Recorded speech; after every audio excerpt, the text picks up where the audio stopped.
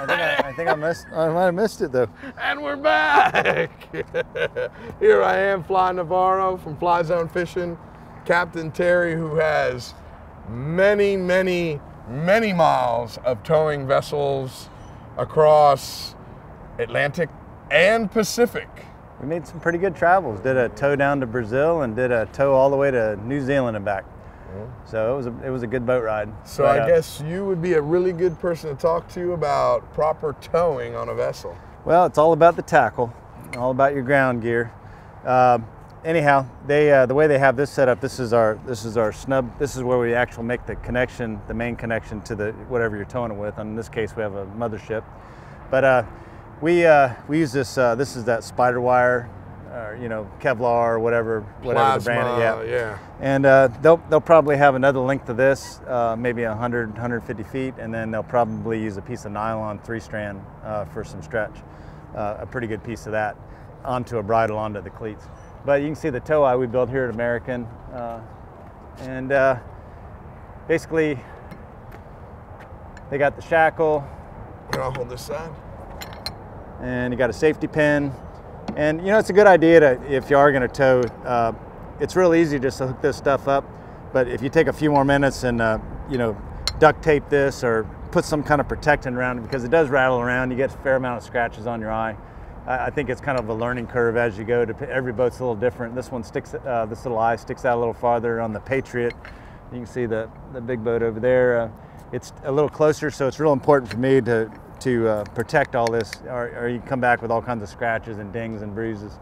But they tend to put the boat back far enough that it's not going to beat, but it's not so close you got to worry about hitting it. And they're tilting the motors, they're pulling the motors up, and I think they were probably averaging like about a 14 knot on their last tow. They towed from St. Thomas. St. Thomas to where? Back to here. Okay, here in Florida. So yeah. So 1,100 miles. Yep, 1,100 miles. They did have an incident on the way down. They had a failure on a shackle, but they've come so far with this stuff. This is so strong. You're seeing 300-foot boats using just that to tie the boat.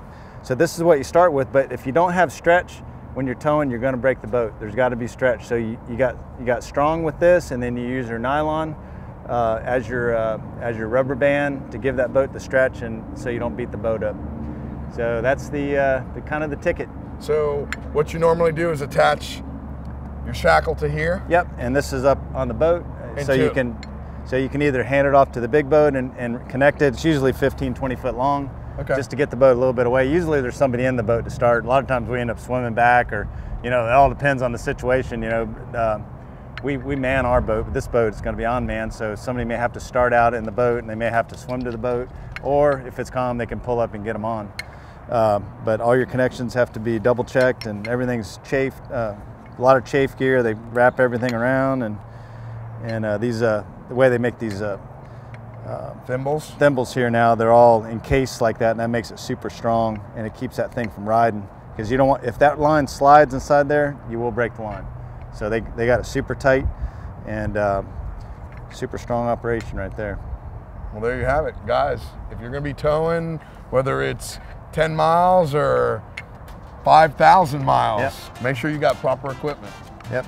Thanks for joining us here in the Fly Zone.